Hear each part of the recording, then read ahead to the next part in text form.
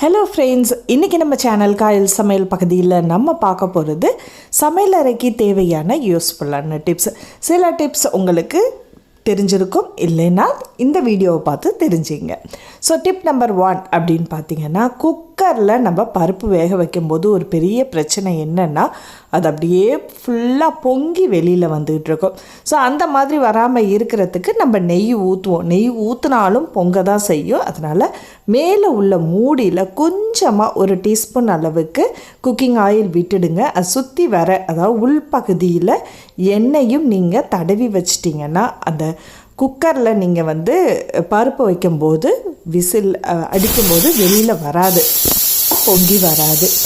இதில் மெயினாக நீங்கள் என்ன பார்க்கணும்னா, குக்கர் எப்போதுமே கொஞ்சம் பெருசாக இருந்துட்டாலும் வராது. அதே மாதிரி மஞ்சத்தூள் நீங்கள் அதில் சேர்த்துறாதீங்க. அப்படி சேர்த்தா அப்படி இன்கேஸ் வெளியில் வந்துச்சுன்னா அந்த இடம் ஃபுல்லாகவே மஞ்சள் ஆகிடும்.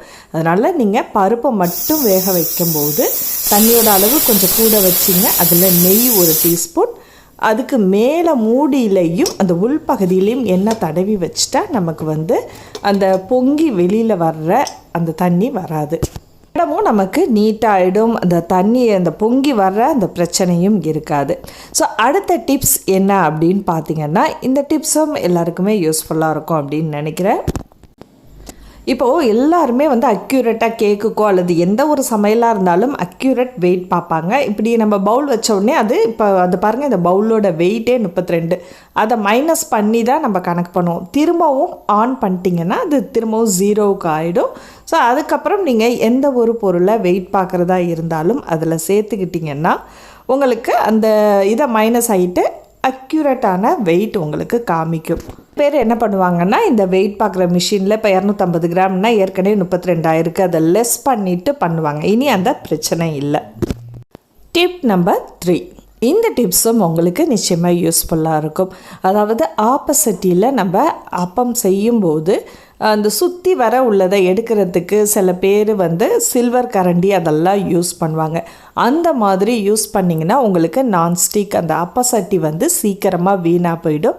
அதுக்காக நமக்கு இப்போ ஸ்பாச்சுலா உங்களுக்கு கிடைக்குதில்ல, அதை வச்சு நீங்கள் எடுத்திங்கன்னா ரொம்ப ஈஸியாக வர்றதுக்கு சிரமம் இல்லாமல் இருக்கும்.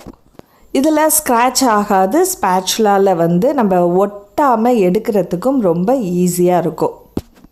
இப்போ நம்ம பார்க்க போகிறது அடுத்த டிப்ஸ், டிப் நம்பர் 4. அதாவது இது பேசிக்காக உள்ள, அதாவது சமையலறைக்குள்ளே இப்போ தான் அடி எடுத்து வைக்கிறவங்க என்ன பண்ணுவாங்கன்னா, நிறைய வேலை செஞ்சிட்டு இருக்கும்போது பால் பொங்கி பொங்கி வழிஞ்சிடும். ஸோ அந்த டைமில் நம்ம அடுத்த வேலையை பார்த்துக்கிட்டு இருப்போம். இதை அப்படியே விட்டுட்டு பின்னாடி க்ளீன் பண்ணுவோம் அப்படின்னு விட்டுடுவோம். அப்படி இருக்கும்போது அந்த பால் அப்படியே காஞ்சி ரொம்ப ஒட்டிக்கும்.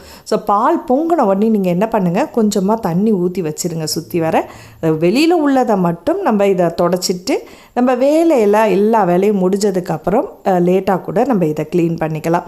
ஸோ அந்த மாதிரி க்ளீன் பண்ணும்போது உங்களுக்கு அந்த ஈரப்பதத்தோடு இருக்கிறதுனால அந்த காஞ்சி போகாது. இப்போ அடுத்த டிப் நம்பர் 5 என்ன அப்படின்னு பார்க்க போகிறோம்னா, இப்போ மட்டன் அல்லது சிக்கன் நீங்கள் எது அலசினாலும் நீங்கள் கொஞ்சம் நல்லா அலசிட்டு கொஞ்சம் அப்படியே தண்ணியை ஃபுல்லாக வடிய விட்டுடுங்க. அதுக்கு இந்த மாதிரி ஸ்டெயின்லெஸ் ஸ்டீல் எல்லாமே உங்களுக்கு கடையில் கிடைக்கிது.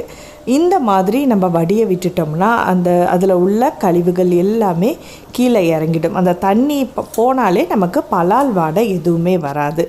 டிப் நம்பர் 6, அடுத்த டிப்ஸ் என்னென்னா, இது நிறைய பேருக்கு தெரியும்.